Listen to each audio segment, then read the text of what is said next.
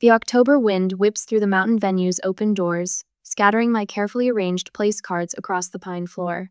I grab them before they can flutter away, tucking each one back into its proper spot on the burgundy tablecloth.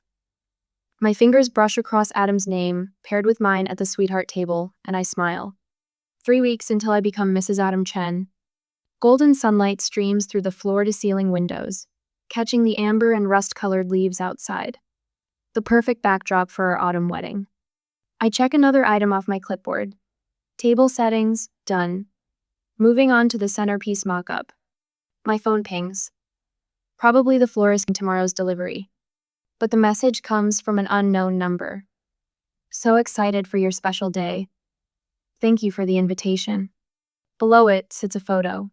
My save-the-date card, the one with Adam and me laughing in the aspen grove, our hands intertwined.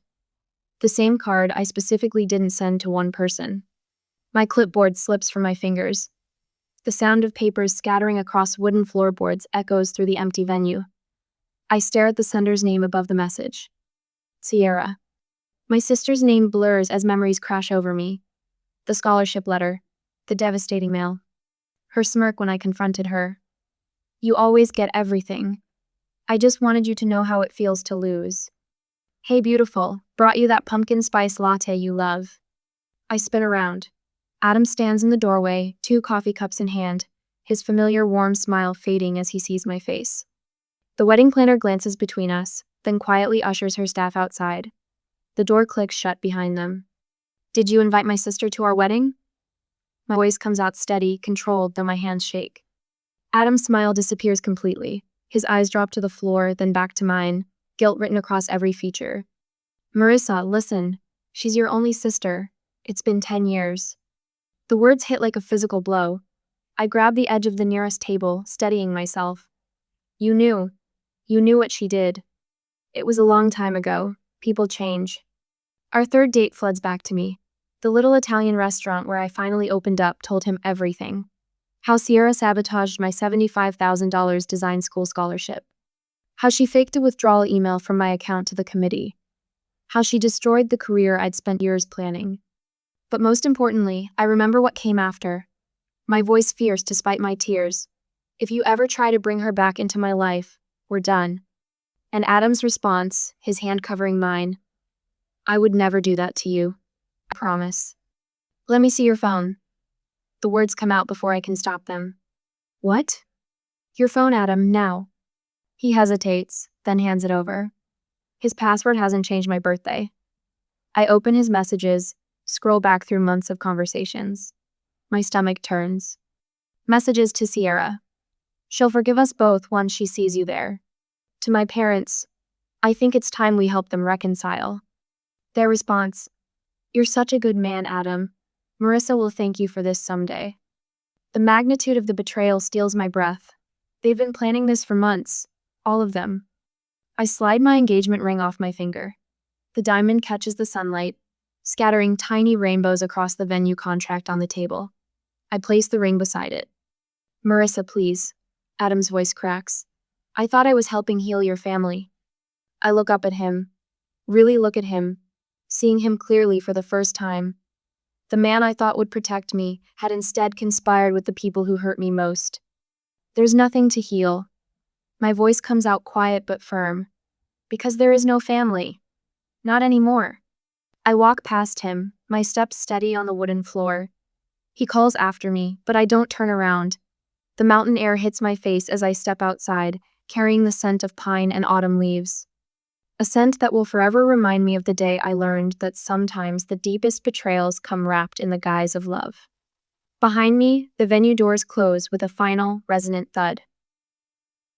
3 days later, canceled vendor contracts litter my studio apartment floor like autumn leaves. The florist's pristine letterhead, the caterer's elegant script, the photographer's minimalist logo, each one marked with bold red letters. Canceled. My phone buzzes again. 27 missed calls from Adam. 14 from Mom. This isn't like you, sweetheart. Mom's latest voicemail plays as I fold another contract. We raised you to believe in second chances. A delivery man knocks. Another arrangement of white lilies. Mom's note nestles among the blooms. Family forgives, sweetheart. The flowers join 3 other identical arrangements by the window, their scent turning my stomach. My wedding dress hangs in the corner, its delicate lace catching the morning light. $2,000 of broken promises wrapped in tulle and silk. I turn my back on it, but its presence fills the room like another person watching, waiting. Dad's voice crackles through my phone speaker.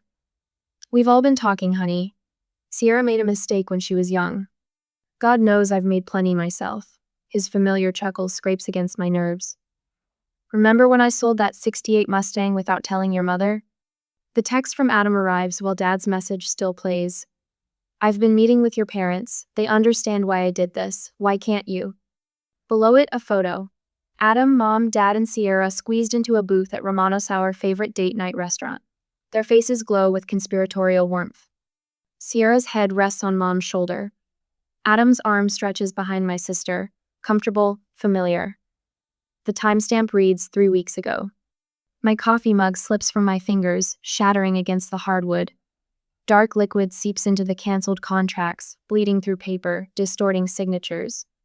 Sierra's email arrives next, subject line blinking. "I've changed, give me one chance." I disregard it. 10 years is long enough to punish everyone. Mom's voice fills my apartment again.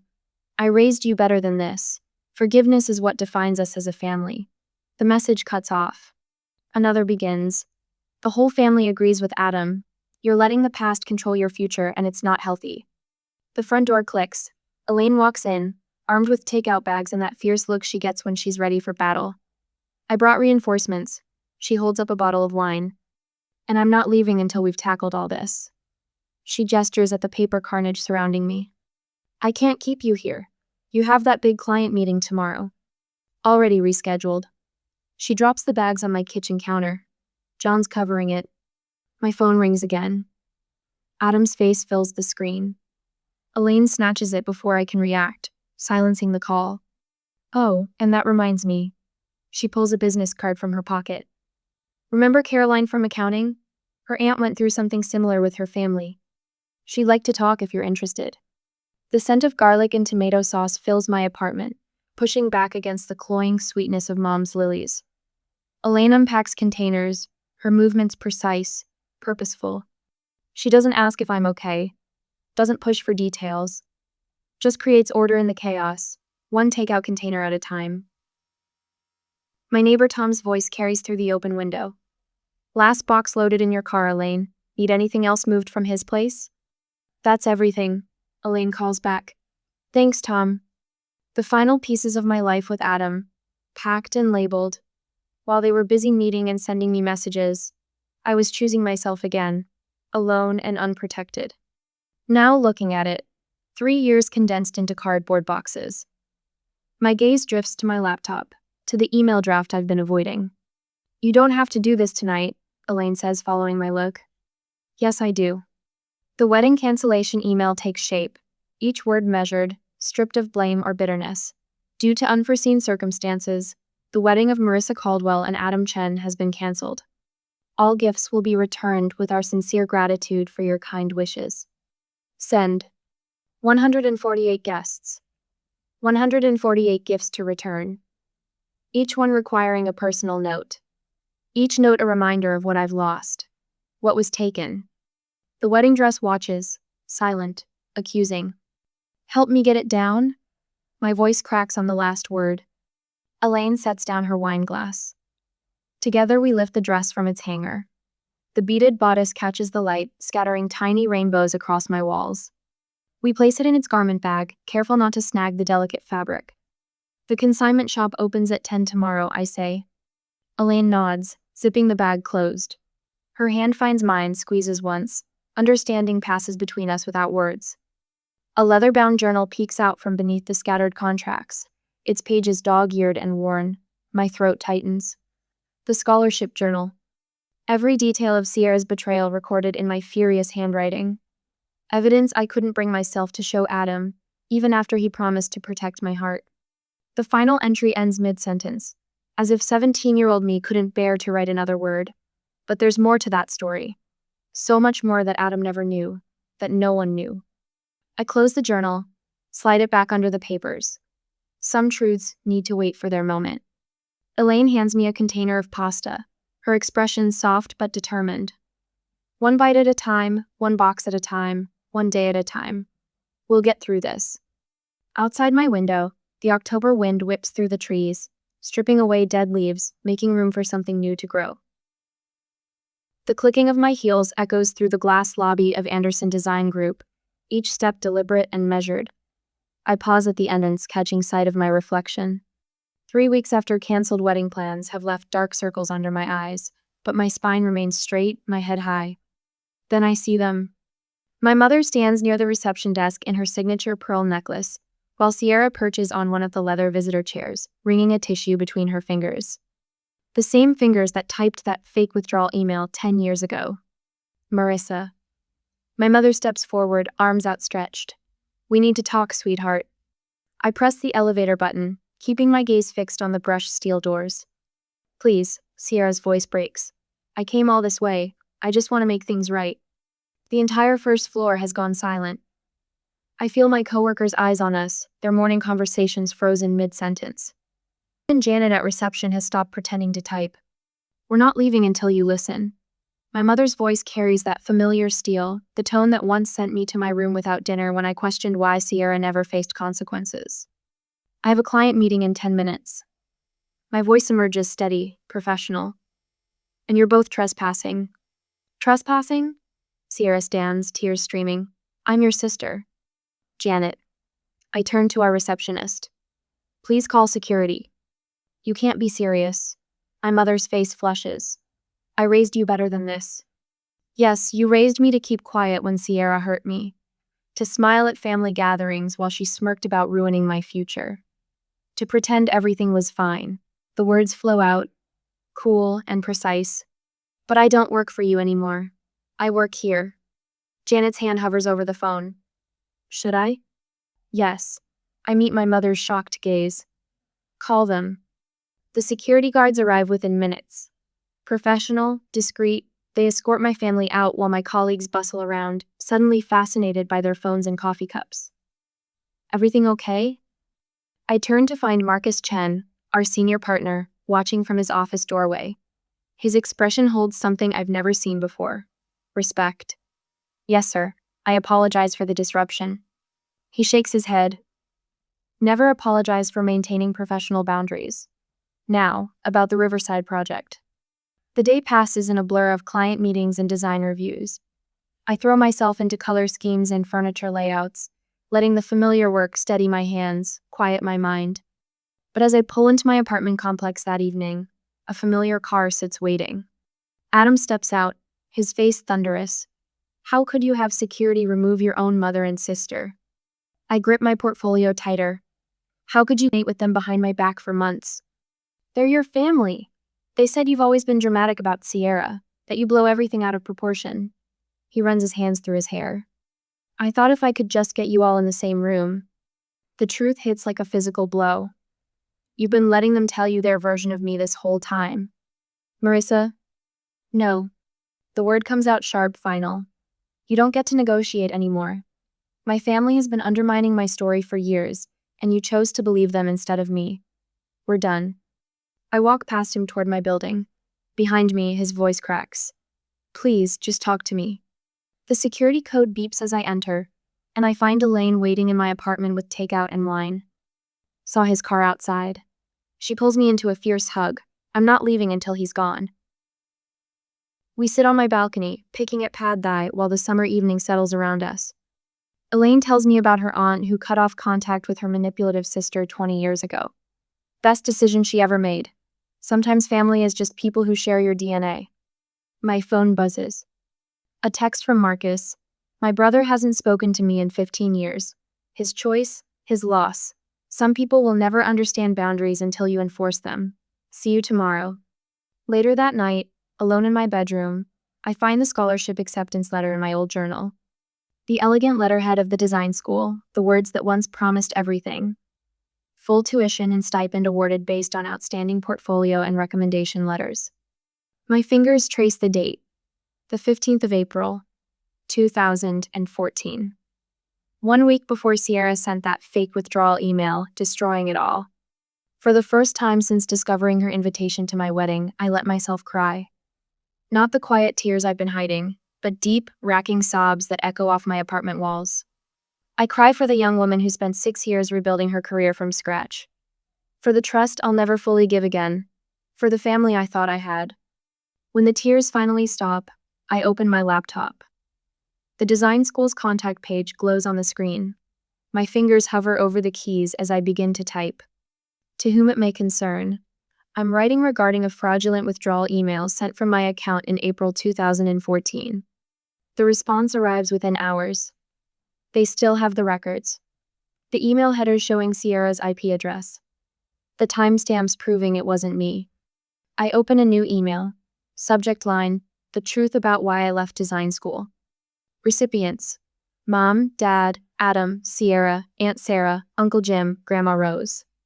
My finger hovers over the send button. Sometimes truth isn't revenge. Sometimes it's simply removing the mask from a lie that's lived too long. My laptop screen glows in the darkness of my studio apartment. The clock reads 2:47 a.m., but sleep feels impossible with 10 years of evidence spread across my desk. Journal entries. Scholarship documents. The original congratulatory email, followed by the fake withdrawal Sierra sent from my account. Each piece tells part of the story they refused to hear. The sun was up when I finished with all the documents, and started sending mails one by one. It was all ready the next morning. I open a fresh document and begin typing. No emotional language, just facts. 2015. Received $75,000 scholarship to Pacific Design Institute. The 12th of March 2015. Sierra accessed my email through shared family computer. The 13th of March 2015. Fake withdrawal email sent to scholarship committee. The 14th of March 2015. Scholarship rescinded given to alternate candidate. My fingers hover over the keys as memories surface. The committee's confusion when I showed up for orientation. Sierra's smirk when I confronted her. My parents dismissing it as sisters being sisters. I add their responses through the years. Mom, you were always too sensitive about that scholarship thing. Dad, Sierra was just a teenager. Let it go. Sierra, you're so dramatic. It's ancient history. Then Adam's recent messages to my family. To Sierra, she'll forgive us both once she sees you there. To Mom, I know exactly how to handle Marissa's stubbornness. To Dad, the wedding will fix everything. The truth looks different laid bare in black and white. No dramatics needed. Just a decade of gaslighting exposed in their own words. My finger trembles over the mouse. The recipient list includes my parents, Adam, Sierra, and key family members who've been pressuring me to reconcile. One click will shatter the narrative they've built. I press send. The responses start within minutes. My father's voicemail thunders through the speaker. This family's dirty laundry isn't for public consumption. Sierra's video message pops up on Facebook. Her mascara runs as she begs for forgiveness, but her words ring hollow. I didn't understand what I was doing. The same excuse, repackaged with fresh tears. My phone buzzes with a text from the receptionist at work. Adam's here with flowers. Security turned him away per your instructions. Mom bombs the extended family group chat. Marissa's unwell. She's twisting events to hurt her sister. Please pray for her healing. But something shifts. Aunt Patricia, who I haven't heard from in years, breaks her silence. I believe Marissa. Lucy did the same thing to me in college. This family has a pattern of excusing cruelty. Cousin Rachel private messages me. When your mom said you were being dramatic, I stayed quiet. I'm sorry.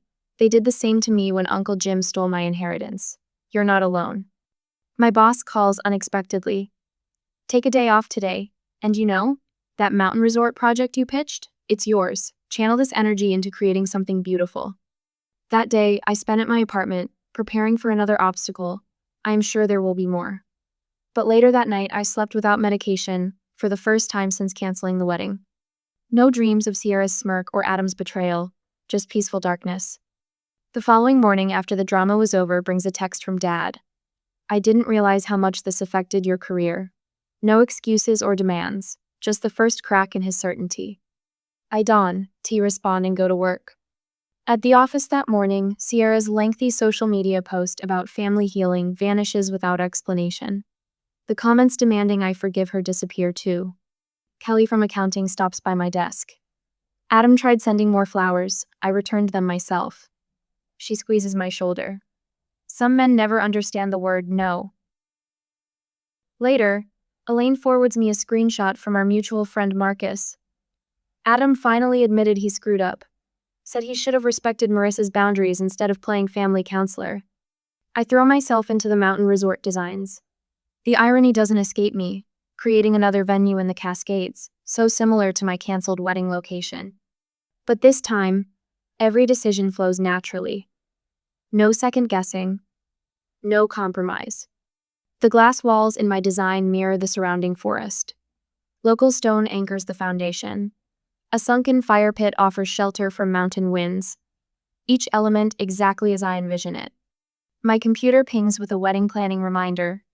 3 months until the big day. I open the folder, cursor hovering over years of Pinterest boards and vendor contracts. With 3 clicks, I delete it all. The empty space feels right, like finally setting down a weight I forgot I was carrying. My phone lights up with another message from Mom. "We can still fix this, sweetheart. Family is everything."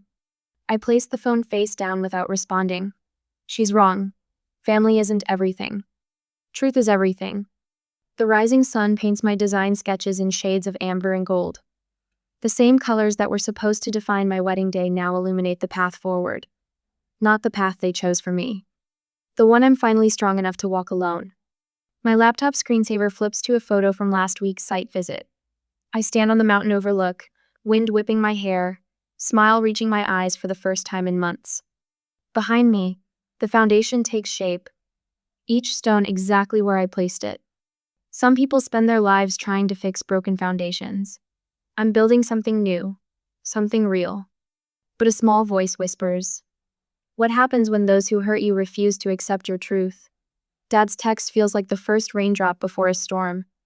Sierra's silence speaks louder than her tears. And somewhere, Adam still holds the wedding rings he promised would bind me to a life built on lies.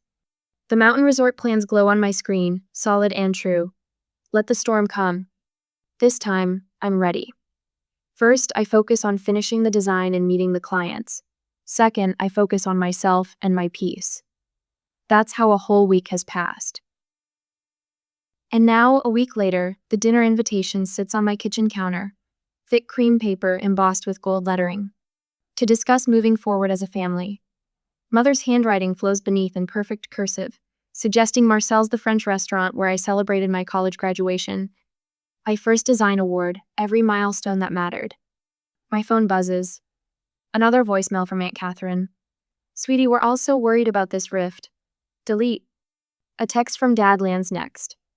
"Major client of mine asked about you today. Shame if they heard about any family drama." I drop the phone into my purse, but Adam's email notification catches my eye. "Everyone's taking sides, Marissa. Let me help fix this." The timestamp shows he sent it moments after Sierra's handwritten letter arrived her, looping script promising to make everything right. Their coordination would be impressive if it wasn't so suffocating. I called Elaine to go with me to the gathering, and she agreed. I was ready to face them all and started preparing. "You don't have to do this," Elaine says, straightening my blazer collar later that evening. We stand outside Marcel's autumn wind whipping fallen leaves across the cobblestone courtyard. "We could get pizza instead." "No," I smooth the portfolio tucked under my arm. "They need to understand exactly what they're asking me to forgive." Through the window, I spot them at our usual table, mother in pearls, Dad in his power suit, Sierra in something soft and peach that makes her look younger, more vulnerable.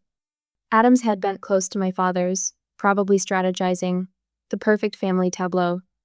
I push open the heavy wooden door, Elaine close behind. Their heads snap up in unison. "Marissa." Mother half rises, confusion flickering across her face at the sight of Elaine. "We weren't expecting." "My terms, remember?" I choose the chair at the head of the table, not my usual spot beside Sierra. Elaine takes the seat to a quiet sentinel. "Sweetheart." Dad leans forward, his business negotiation smile in place. "We're here to heal as a family. Perhaps your friend could." Elaine stays.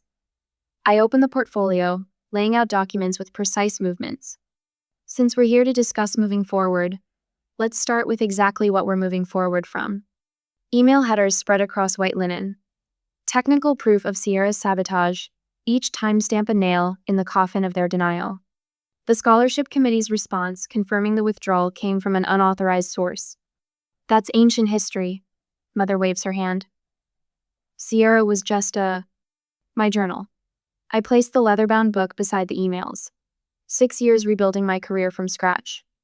Every setback, every missed opportunity, every time I had to explain why I left design school. Sierra's fingers twist in her lap. Adam stares at the journal like it might bite. And this. The final document slides across the table. A complete financial analysis of the impact. Lost wages, student loans I wouldn't have needed, clients I couldn't take without proper credentials. Total cost, $223,412. Dad's wine glass freezes halfway to his mouth. Sierra's voice cracks. I didn't think it would really matter that much. Of course you didn't. The words emerge calm, steady. None of you did. That's why you're all so comfortable demanding I forgive and forget. We can make it right. Adam reaches across the table. Your parents could help with the money, I could. You could what?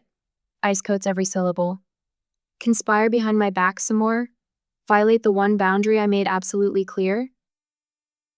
Mother dabs her lips with her napkin. Now, Marissa, if you just... These are my terms. I sit straighter, channeling Dad's boardroom posture. Non-negotiable. Silence falls as I outline each point. No relationship with Sierra. Parents respect my boundaries without question. Adam permanently removed from my life.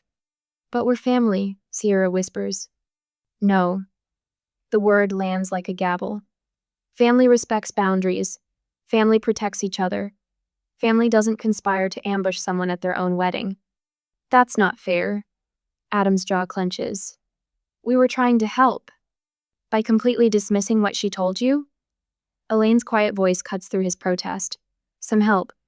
I gather the documents, sliding them back into the portfolio. I'm not asking for your agreement or understanding. I'm informing you of my decision. Elizabeth. Dad uses Mother's first Nama warning. Let her finish. You've made your point, Mother's voice wavers. But surely with time. Time doesn't fix betrayal. I stand, Elaine rising beside me. It just reveals who's willing to earn trust back and who expects it handed to them. Please, Sierra reaches for my hand. I step back. I don't wish any of you ill. The words come from somewhere deep and certain. But I won't sacrifice my peace to maintain the illusion of family harmony. Not anymore. The maitre d' appears with menus. I shake my head. We won't be staying. Walking out, I hear Mother's shaky inhale, Dad's heavy sigh. But my steps don't falter. The autumn wind catches my hair as Elaine and I emerge into the courtyard, carrying the scent of wood smoke and turning leaves. You okay? She asks. I look back at the warm windows of Marcel's, at the family tableau now fractured beyond repair. The strange lightness in my chest isn't quite peace not yet, but it's something closer to it than I've felt in years. Yeah, I turn away from the restaurant. I think I finally am. And with these small steps, it took me finally to heal completely after a year. Sunlight streams through the floor-to-ceiling windows of my new office, catching the brass nameplate on my desk. Marissa Caldwell, Principal Designer. The Mountain Retreat Project Award sits beside it, its crystal edges throwing rainbow prisms across my laptop screen. 1 year. The words still catch in my throat, sometimes 1 year since I walked away from a wedding, a family, and a lifetime of trying to be who they wanted. My fingers trace the embossed letters of the award. Excellence in Sustainable Design. The irony doesn't escape me. I won it for the very mountain venue I'd redesigned after canceling my own wedding there. Where Adam's betrayal had shattered my world, I'd built something stronger from the pieces. Marissa? Jenny from reception pokes her head in. Your 2 o'clock is here, the design student? I straighten the framed photos on my desk, not the formal family portraits my mother insisted every home needed, but snapshots of my chosen family. Elaine and me hiking the Pacific Crest, I recognized from my own reflection years ago. I'm Sophie Martinez, she says, settling into the chair across from me. Thank you for considering me for the internship. Her portfolio tells me everything I need to know about her talent. But it's the tremor in her voice when she mentions her family that makes my decision. They don't support your choice to study design? I keep my tone gentle. Sophie's eyes widen. How did you? I recognize the look. I turn to the window, giving her space to compose herself.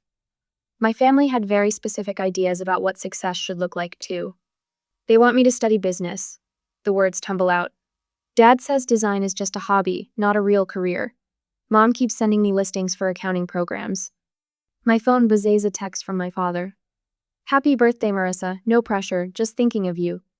A year ago, that message would have come with strings attached. Now, he's learning. Slowly. I swipe away the notification and focus on Sophie. Tell me about your favorite project in your portfolio. For the next hour, I watch her come alive describing her designs. The same fire I had at her age burns in her eyes. Before she leaves, I hand her an internship offer letter and something LC brochure for the Caldwell Design Scholarship. No family references required, I tell her, just talent and drive. That evening, I wander through the completed mountain retreat. Sunset paints the Douglas fir beams in amber light. Where the wedding altar would have stood, a wall of windows now frames the cascades. The great room's soaring ceiling draws the eye up, until the mountain itself seems to belong inside. My phone buzzes again. A message from my mother, her third this week. Sweetheart, Sierra's back in town. She's changed so much, maybe. I delete it without finishing. Some boundaries need no explanation anymore. In my office, I open the lowest desk drawer. The journal from 10 years ago sits exactly where I placed it the day I finally read it to my therapy group. Its pages chronicle every detail of Sierra's betrayal, every dismissive word from my parents, every dollar and dream that scholarship would have funded. But it's the newest journal beside it that matters more. Its pages map a different kind of architecture, the blueprint of a life rebuilt on my own terms. Notes from therapy sessions where I learned to trust my instincts. Letters I wrote but never sent, their anger transformed into fuel for forward motion. The first design concepts for this mountain retreat, sketched the week after I returned my engagement ring. My last therapy session plays back in my mind. How do you feel when you hear about Adam's engagement? The truth had surprised even me. Nothing. His choices belong to him now, just like mine belong to me. A knock at the door pulls me from the memory. The cleaning crew has arrived, another boundary I've learned to set. My work life ends at 6, allowing space for the weekly support group I now help facilitate. Walking to my car, I spot a familiar silver SUV in the parking lot. My mother. The old Marissa would have turned back, let herself be cornered into another exhausting conversation about family obligation. But that Marissa crumbled with the wedding plans. I pull out my phone and type, "I'm not available to talk. Please respect my boundary." Simple. Clear. No justification needed. The drive home takes me past the small design school where I'll announce the scholarship winners next month. 10 full rides for students who dare to dream bigger than their family's expectations. The application form makes me smile every time I review it. Tell us what you'll build when you stop living for anyone else. 20 minutes later, my condo welcomes me with the scent of lavender and Pinami own's signature blend. Not the artifices my mother always preferred. Photos line the entryway, chronicling the past year's metamorphosis. The first design award. Teaching at the community center. Holidays spent with friends who celebrate my successes instead of demanding my surrender. In the kitchen, I pour a glass of wine and lean against the counter. The sunset streams through windows I positioned precisely for this moment, painting my walls in shades of possibility. Here, in this space I designed for myself, an unexpected peace settles over me. Some people spend their lives building families. Others focus on building walls. I built something stronger, a foundation that doesn't depend on anyone else's approval. A life that's genuinely, uncompromisingly mine. The Mountain Retreat project taught me that the strongest structures rise from the clearest vision. My vision finally stands clear. I am the architect of my own peace, the designer of my own legacy, and the builder of my own future. And no one can take that away. I spot the cream envelope instantly, its gold embossing catching the morning light as it peeks out from the stack of bills and flyers in my mailbox. My heart skips. This isn't Madeline's wedding invitation. Autumn leaves crunch under my feet as I hurry back up the walkway to my apartment, clutching the envelope against my chest. The paper feels expensive between my fingers, thick and textured. I settle at my kitchen counter and slide my finger under the seal, careful not to tear it. Inside, I find a collection of cards: the formal invitation, a response card, and a detailed itinerary. My name is printed in elegant calligraphy, Miss Renee Jenkins. I smile, running my finger over the letters before turning to the weekend schedule. The smile freezes on my face. I flip through the cards again, slower this time. There must be a mistake. But there isn't. I'm listed as a regular guest. Not a bridesmaid, not maid of honor. Just a guest. Like Madeline's college roommate or Dad's business associates. A cold weight settles in my stomach as I scan the itinerary. Professional photography at 2 p.m. Bride with parents, groom with parents, bride and groom with groom's family, bride and groom with bride's family, parents and brother Noah. Noah. My younger brothers included. I am not. Just 3 months ago, Madeline and I had wine on my balcony, and she gushed about her plans. We'll have to find you the perfect bridesmaid dress, she said, squeezing my hand. Sisters forever, right? Sisters forever. The words echo in my head, bitter now. My mind drifts back to our childhood bedroom twin beds, with matching floral comforters, glow-in-the-dark stars on the ceiling. During those nights when Dad's voice boomed through the walls and Mom's tearful replies followed, Madeline would crawl into my bed. We'd huddle together, whispering secrets and dreams until the house grew quiet. I'll always protect you, she promised once, her small hand finding mine in the darkness. And she did. When Tommy Miller pointed at my face in 4th grade and loudly asked what was wrong with me, Madeline stepped between us. Nothing's wrong with her, she'd said, chin raised. God just loved her enough to give her an extra brushstroke. He was more careful with her than with the rest of us. The memory stings as I stare at the invitation. What happened to the sister who once defended my birthmark as a mark of divine favor? I reach for my phone, scrolling to Madeline's name. My hands are shaking as I press call, rehearsing calm, reasonable questions in my head. Renee, hi. Her voice sounds guarded when she answers, lacking its usual warmth. Hey, Maddie, I just got the wedding invitation. I pause, giving her a chance to jump in with an explanation. She doesn't. I noticed I'm not listed in the wedding party or family photos. The silence stretches between us, heavy and uncomfortable. Right, about that. She hesitates. I hear a murmur in the background, Jake's voice, though I can't make out his words. We decided to keep the wedding party small. Noah's a groomsman, I say, my voice steady despite the hurt churning inside me. Jake wanted him. They've gotten close, with the golf lessons. I thought I'd be standing with you. You said sisters forever when we talked about your wedding. Another pause.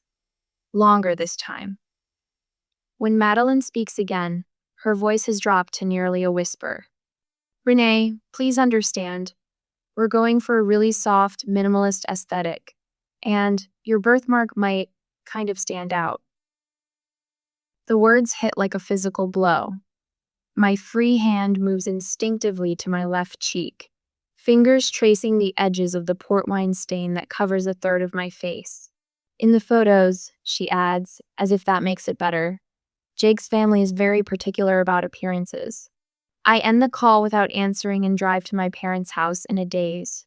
The familiar kitchen, with its faded yellow curtains and the scent of Mom's cinnamon tea, has always been a refuge. Today, it feels like walking into a trap. You spoke to Madeline? Mom asked the moment I step inside, her expression carefully neutral. I nod, settling at the kitchen table. Did you know? Mom busies herself with the kettle.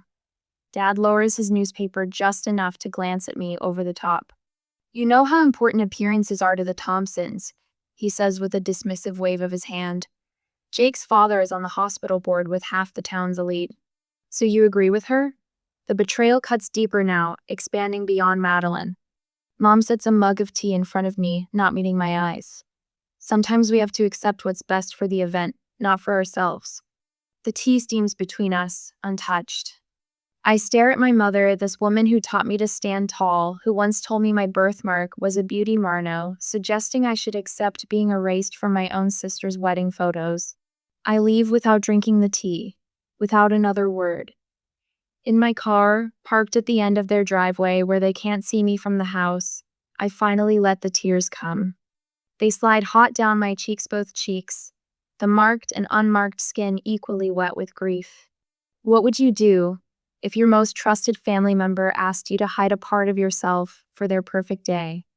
The question echoes in my mind as I drive away, already knowing my answer will change everything about this family forever.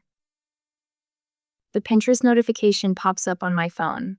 Madeline Jenkins has added you to Dream Wedding. I shouldn't look, but curiosity pulls me in like a tide. I freeze at a board titled Flawless Family Photos, filled with portraits of perfectly matched families in cream and blush tones. Every face unblemished, every smile symmetrical. Not a single visible difference among them. My phone buzzes with a text from Emma, one of Madeline's bridesmaids. Just finished another makeup trial. Your sister is obsessed with everything looking perfect. The makeup artist said she's been asked about coverage options for imperfections 3 times now. You okay? I set the phone down, fingers suddenly numb. Coverage options. The words echo as I walk to the bathroom and stand before the mirror, examining the port wine stain that covers my left cheek. In certain light, it almost glows a rich burgundy against my olive skin. The memory surfaces unbidden: Madeline at 12, me at 9, walking home from school. Tommy Miller pointing at my face, sneering, "What's wrong with her?" And Madeline, small but fierce, stepping between us. Nothing's wrong with her. God just loved her enough to give her an extra brush stroke. He was more careful with her than with the rest of us. My phone rings, interrupting the memory. It's Mom. I let it go to voicemail but listen when the notification appears. Linda, I don't know what to do. Mom's voice, not intended for me. She must have accidentally called while talking to Aunt Linda.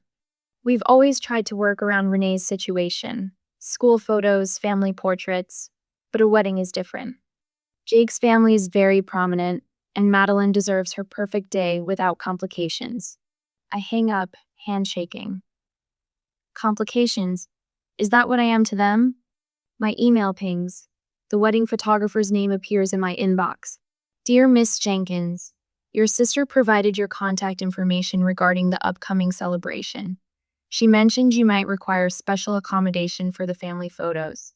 I'd like to discuss lighting and positioning options that would help minimize any areas of concern. I delete it without finishing. Accommodation. Minimize. Concern. The sanitized language of shame. Looking back in the mirror, I really look. My birthmark isn't just part of my face, it's mapped the geography of my life. It's determined where I stand in rooms, how I turn my head in conversations, which side faces the camera. Your birthmark is like a brushstroke from God, it makes you unique, Madeline once said, defending me. Now she suggests heavy makeup coverage options through surrogates and excludes me from her wedding party. I touch my face, tracing the birthmark's outline with my fingertips. This is me, I whisper to my reflection. All of me. My phone rings again. Aunt Linda this time, not a misdial. I heard what happened, she says without preamble. It's not right, Renee. Her words land like a balm on raw skin. Finally, someone in my family seeing the injury for what it is. After we hang up, Emma arrives with wine and fierce loyalty. Your sister is being horrible, she announces, pouring generous glasses. And your parents are enabling it. Later that night, Marcus from work calls, having heard fragments of the story. My family didn't come to my wedding because my husband is black, he tells me. Sometimes the family you're born into isn't the family that deserves you. His words stay with me as I search my closet the next morning, looking for an old photo album. I find it under a stack of winter sweaters, childhood, captured in fading Polaroids. There it is on page 12. Madeline and me in plastic tiaras, draped in Mom's old scarves as royal robes. I'm 7, my birthmark vivid against my smiling face. Madeline is 10, her arm thrown protectively around my shoulders. both of us beaming without reservation. I carefully remove the photo and find a silver frame in my desk drawer. It fits perfectly. Then I sit with a notepad, drafting and redrafting a message to accompany it. 2 hours and a dozen attempts later, I have the words, "Thank you for helping me realize not everyone who calls you family actually sees you as part of the picture." I wrap the framed photo carefully, slide it into a small box with my note, and add the response card marked, "Will not attend," where it asks for my RSVP. My hand shakes as I seal the envelope, but my resolve doesn't waver. The package feels impossibly heavy as I walk to the mailbox at the corner. I stand there a moment, my hand resting on the blue metal lip. Dropping this in means no reconciliation, no last-minute change of heart. I release the package into the darkness of the mailbox. The metal door clangs shut with surprising finality. Walking home, I expect regret to follow me like a shadow. Instead, I feel something else entirely, something that takes several blocks to identify. Relief. For the first time in 30 years, I've stopped accommodating the discomfort my face causes others. I stopped making myself smaller, less visible, less present. The autumn wind brushes against both cheeks, the marked and unmarked skin equally caressed by the evening air. I turn my face fully into the breeze, hiding nothing. The church bells chime across town as I sit cross-legged on my living room floor, my laptop open to a mindfulness meditation video. Right now, Madeline is walking down the aisle in her custom Vera Wang dress, arm-linked with Dad's. My phone buzzes again the 5th time in 30 minutes. Cousin Rachel. Everyone's asking where you are. Are you sick? Aunt Linda. Are you okay, sweetheart? I understand if you couldn't come. Uncle Robert. Your absence is noticed. Hope you're not ill. I set the phone face down without responding. What would I say? Sorry, couldn't make it. My face doesn't match the wedding aesthetic. Instead of dwelling on what's happening across town, I follow my carefully planned day. The lavender-scented bath soothes muscles I didn't realize were tense. The face mask, ironically, one that promises flawless skin, makes me smile as I apply it evenly across both cheeks. What surprises me most is the peace settling over me like a soft blanket. There's no regret clouding my mind, no second-guessing my decision. The relief is almost dizzying. After my bath, wrapped in my softest robe, I find myself pulling the old photo album from the bookshelf. Inside are the remnants of a childhood that suddenly seems 4 and 2 sisters with matching grins, arms wrapped around each other as if nothing could ever separate them. There's the Christmas when Madeline gave me half her candy because a relative had forgotten my stocking. There we are at the beach, 16 and 13, sunburned and laughing, my birthmark clearly visible because I'd sweated off the makeup Mom insisted I wear. The realization hits me like a physical blow. I've been silent about my pain for decades. Every time Mom suggested I do something about my face. Every time Dad positioned me at the back of family photos, I smiled and nodded and turned the other cheek, the unmarked, one toward the world. No more. I reach for my phone with sudden resolution. Opening the camera, I position myself near the window where the afternoon light streams in. No filter, no strategic angle, no makeup, just me, birthmark and all. My thumb hovers over the capture button. 3 deep breaths, and I press it. The caption takes me 4 attempts. Too angry, too bitter, too apologetic. Finally, I type. It's okay. I don't need to be in the picture. I just thought I was part of the family. My finger trembles as it hovers over share. 1 click and this private pain becomes public. I press it. Within minutes, the notifications begin. Heart emojis from close friends. Supportive comments from coworkers. Then something unexpected, a share from someone I don't know, with the caption, "This touched my soul." How many of us had been erased from our own family stories? By morning, I wake to thousands of notifications. 10,000 likes, shares in the thousands, comments numbering in the hundreds. As I scroll, disbelief mounting, I see that my small moment of truth has erupted into something far beyond my control. News sites have picked up the story. Wedding rejection goes viral. Strangers are sharing their own stories of family exclusion in the comments. I have vitiligo, and my cousin asked me not to be in her wedding photos. I never told anyone how much it hurt until seeing your post. My daughter has a facial scar from an accident. She's only 8 and already learning to hide. Thank you for showing her another way. 3 different news stations have sent interview requests. A facial difference advocacy organization has reached out asking if I'd consider becoming a spokesperson. My private pain has become a public conversation. The first call comes from Mom at 7:43 a.m., followed by 3 more in quick succession. I let them all go to voicemail. When I finally listen, her voice progresses from confusion to anger to tearful pleading. Renee, what have you done? Everyone is calling us. The second message is higher pitched. The Thompsons are asking questions. Jake's mother called me. By the third, she's crying. I don't understand why you're doing this to us. We've always protected you, always made sure you felt included despite your condition. Next comes Dad's text, blunt and dismissive. Fix this embarrassment immediately. You've gone too far this time. It's nearly noon when Madeline calls from her honeymoon. I answer this one, my composure hard-won through a morning of deep breathing. How could you? She demands, her voice thick with tears. This was supposed to be the happiest time of my life, and now everyone's talking about your post instead of my wedding. I didn't mention your name or your wedding, I reply, my voice steady despite the tremor in my hands. I shared my truth. Your truth? She spits the words. What about family loyalty, privacy? That's rich coming from you, Maddie. Her voice drops to a whisper. Jake's family saw it. His mother asked if I was ashamed of you.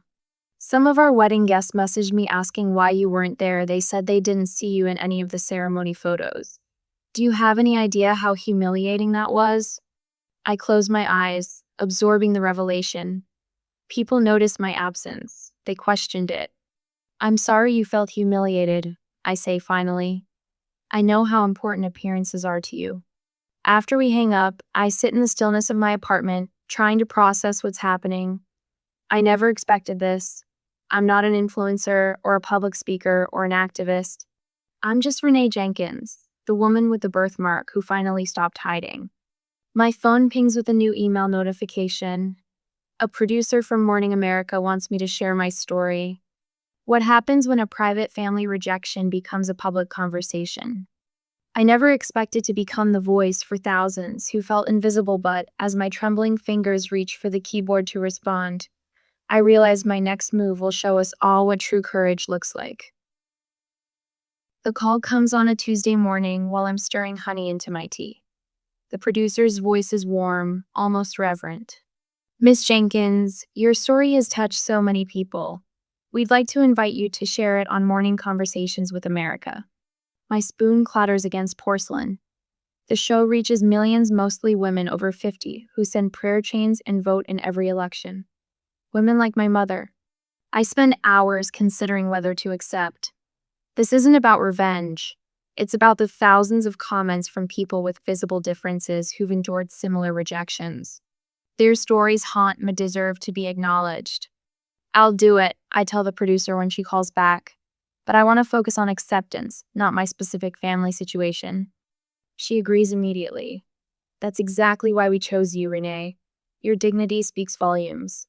Dad's call comes that night, his voice carrying that false casual tone that always precedes a threat. This family business needs to stay private, he says without preamble. Your grandfather left the lake house to me, and I determine who inherits it. Remember that before you go embarrassing us on national television. Within hours, Mom appears at my door, uninvited. Sweetheart, she says, slipping past me into the apartment. Her perfume the same lily scent she's worn since childhood fills my entryway. Family matters should stay private. That's how we were raised. You're only worried about privacy now that people are seeing the truth. I counter. She sighs. Jake's family is mortified. His father sits on boards with people who watch that show. Jake himself calls Nexus lawyer voice in full effect. Public disparagement has legal consequences, he says. I'm asking you, as family, to reconsider. Just before bed, my phone dings with a text from Noah. I should have said something at the wedding. No apology, no commitment to do better. Just an acknowledgement that comes too late. The studio lights are warmer than I expected. The makeup artist worked carefully around my birthmark, enhancing my features without trying to conceal what makes me different. Catherine Mills, the host, leans over during the commercial break. Remember, this is your story to tell. Take your time. The red light blinks on, and suddenly we're live to millions of viewers. Renee, your post about feeling excluded because of your birthmark resonated with thousands. Can you tell us what happened? I take a deep breath. I'd rather not focus on specific family details. I begin. What matters is that I spent decades believing I needed to minimize myself to deserve inclusion. I don't mention Madeline by name. I don't describe the wedding invitation or my parents' dismissal. Instead, I speak about living 30 years with a visible difference in a world obsessed with flawlessness. This birthmark doesn't define me, I say, my voice growing stronger. But how people respond to it defines them. When I check my phone afterward, messages flood in, not just from friends, but from strangers. A woman whose burn scars kept her from attending her son's wedding. A teenager with alopecia whose yearbook photo was airbrushed without permission. They all say variations of the same thing. Thank you for speaking up. I thought I was alone. That night, I start a blog. I call it the Picture Perfect Family Myth, and write about the gap between the stories families tell themselves and the painful truths they hide. The myth of the perfect family is perhaps the most dangerous story we tell ourselves, I type. It leaves no room for our authentic selves, only the versions others can tolerate. I write until dawn breaks, the words flowing like a river breaking through a dam. With each paragraph, I feel lighter, cleaner, more myself. Comments appear almost immediately from people sharing their own stories of conditional acceptance. Your words gave me courage to look in the mirror again. Writes someone with facial scarring. I've been hiding my true self from family for decades, admits another. Their vulnerability becomes a mirror, reflecting my own healing journey. 2 days later, Mom texts, "We should talk things through." Sunday dinner? I craft my response deliberately. I need time and space. I'm establishing boundaries now that should have existed long ago. I hope someday we can have an honest relationship, but that requires acknowledging the harm done, not just moving past it. I won't be coming to dinner. I set my phone to silent and place it face down on the coffee table. Since the invitation arrived, my shoulders relax completely. When Emma asks about my Thanksgiving plans, I realize with quiet surprise that I feel no obligation to spend it with relatives who see me as an inconvenience. I'm thinking of hosting a friend's giving, I tell her, for all of us who need a holiday without apologies or conditions. Count me in, she says without hesitation. I hang a new mirror in my entryway larger than the old one, positioned where the morning light hits it directly. Each day, I look at my reflection fully, no angle or shadows to minimize my birthmark. This face me whole, complete face is the one I'm finally ready to show the world. Not just on television or my blog, but in everyday moments where authenticity matters most. I check my lipstick one last time in Aunt Linda's guest bathroom mirror, shade that complements rather than distracts from my birthmark. My therapist, Dr. Chen's voice echoes in my mind. Remember, you're not there to convince them. You're there to speak your truth. 6 months have passed since Madeline's wedding. 6 months of unanswered calls gradually tapering to tense text messages. 6 months of rebuilding myself while they whispered about my absence. Emma waits in the hallway, scrolling through her phone. "Ready?" she asks, squeezing my elbow. I nod, my heartbeat steadier than I expected. As I'll ever be. The living room falls silent as we enter. They're arranged like a tribunal, Mom and Dad on the floral love seat, Madeline perched on an armchair, Noah leaning against the fireplace mantel. Aunt Linda hovers near the kitchen doorway, arms crossed. "You brought someone." Mom's voice carries that familiar note of disapproval. "This is a family matter, Renee." "Emma is family to me," I reply, the words coming easier than they would have 6 months ago. She stays. Dad clears his throat. "This has gone far enough. Your mother hasn't slept properly in months. The Hendersons asked if you were in some kind of institution. We told them you were having a difficult time. Mom interjects, twisting her wedding band. A nervous breakdown. It was kinder than explaining you'd abandoned your sister. Abandoned? The word hangs between us. I was never invited to be part of it in the first place. That's not fair, Madeline says, tears already welling. You're twisting everything to make yourself the victim. Do you know what it's like having my wedding remembered as the one where the sister didn't come? You stole my moment. I take a deep breath, feeling the practiced words rise to my lips. I've listened to you my entire life. And that's the problem, Dad interrupts. You've always been too sensitive, making mountains out of molehills. No. The single word silences the room. Even Emma looks surprised at the steel in my voice. The problem is that I spent 30 years believing that love meant making myself smaller, easier to digest, less visible. I pull a small photo album from my bag, opening to a marked page. Here's me at 7, positioned at the back of every family photo. Here's me at 16, makeup caked on my face for Noah's graduation. Here's the Christmas card where I'm turned at an angle to hide my left side. Mom's face crumples. We were protecting you. From what? I ask, setting the album on the coffee table. From feeling like I belonged exactly as I am? Our family has a certain image, Dad says, his jaw tight. The Jenkinses have always prided ourselves on appearances. I finish for him. But at what cost? I don't need your approval to value myself anymore. Madeline stands, pacing now. This isn't just about your birthmark. It's about how you've always needed to be different, to make everything about you. My wedding was supposed to be perfect. Perfect for whom, I ask? Your rejection hurt because I loved you so completely. I believed you when you said, sisters forever. Remember when you told me God gave me an extra brushstroke? What changed, Maddie? The question hangs in the air. Madeline opens her mouth, closes it, then sits back down. Dad pushes himself up from the love seat. I won't sit here and be lectured by my own daughter about family loyalty. His footsteps echo through the hallway, followed by the decisive slam of the front door. Mom's control facade finally breaks. She sobs not the performative tears I've seen my whole life, but guttural, genuine cries that bend her forward. Madeline stares at her hands. Jake said it would look awkward in the photos, his mother thought. I shouldn't have listened, but I did. Noah steps away from the mantel, approaching me for the first time. I knew it was wrong, he says quietly. At the wedding, people kept asking where you were. I said you were sick, but I knew. I'm sorry, Renee, I should have said something. You're all sorry now, I say. But would you be if I hadn't walked away? If I'd just shown up and stood where I was told, hidden when asked, like always? Aunt Linda moves from her corner, positioning herself beside me. I've watched this happen for years, she says, her hand finding my shoulder. This family has a history of hiding what we think are imperfections.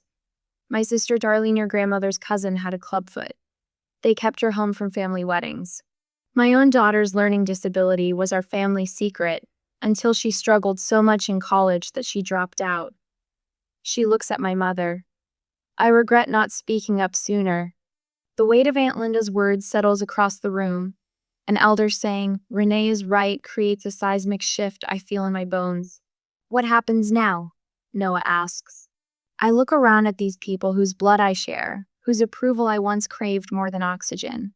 That depends, I say, on whether any of you are ready to see all of me, not just the parts that fit your perfect picture.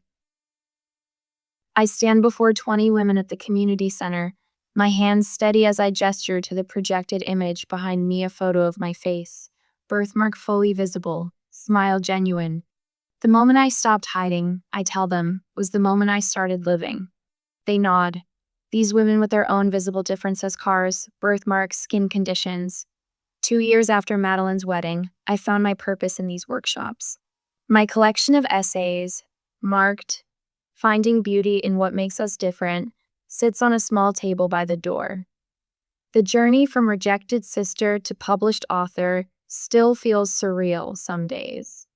After the workshop, I walk home through autumn leaves that mirror those from the day I received Madeline's invitation.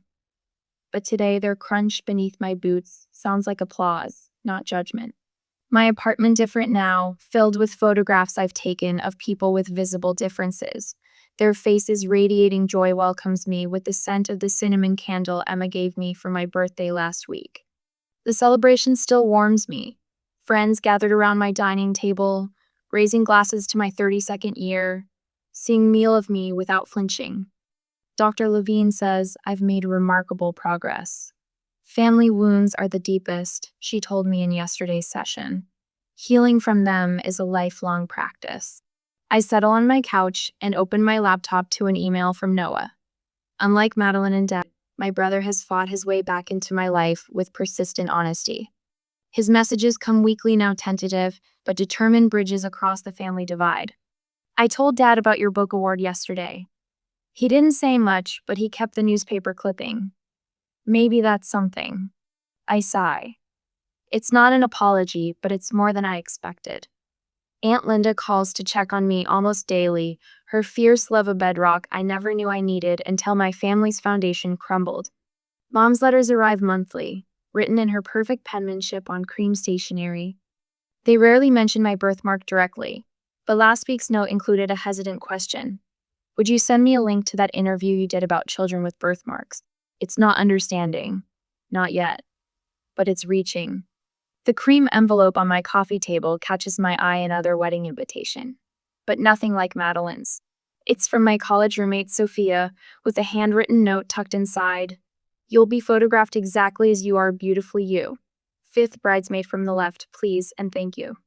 I've already checked will attend without hesitation. The contrast isn't lost on me how different it feels to be wanted exactly as I am. Last night, after dinner with Marcus, he kissed me for the first time. His fingers traced the edge of my birthmark with a reverence that made my breath catch. I've wanted to do that since we met, he whispered. The possibility of being loved completely unfolds before me like a map to a country I never thought I'd visit. I placed Sophia's invitation next to a photograph taken at Emma's sister's wedding last month. There I am, standing in the bridal party, birthmark visible, smile radiant. You're perfect just as you are, the photographer had said, not as a reassurance but as a simple fact. The peace I felt in that moment returns now as I touch the photograph. I don't need to be airbrushed into perfection. I don't need to be tolerated or accommodated. You're perfect just as you are, the photographer had said, the words floating around me as the camera clicked. Not a reassurance or empty platitude, a simple, undeniable fact. My phone buzzes with a notification. Another registration for next month's workshop. The community I've built extends beyond this city now, an online forum where people share their stories of visible differences, celebrating rather than hiding. Last week, a mother in Australia messaged me about how my essays helped her daughter embrace her facial scar. I smile at the thought. 2 years ago, I could barely meet my own eyes in the mirror. Now I stand before crowds, lead discussions, challenge perceptions. The confidence spills into every corner of my life. The promotion at work, the TED Talk invitation, the morning runs through the park with my head held high. I just need to be me that was always waiting beneath the shame others placed upon me, the me that emerged when I finally chose myself. What does true acceptance mean to you? Is it found in blood family, chosen connections, or within yourself? I discovered it begins with self-love, with standing firmly in your own skin marked or noted, recognizing your inherent worthiness of being seen.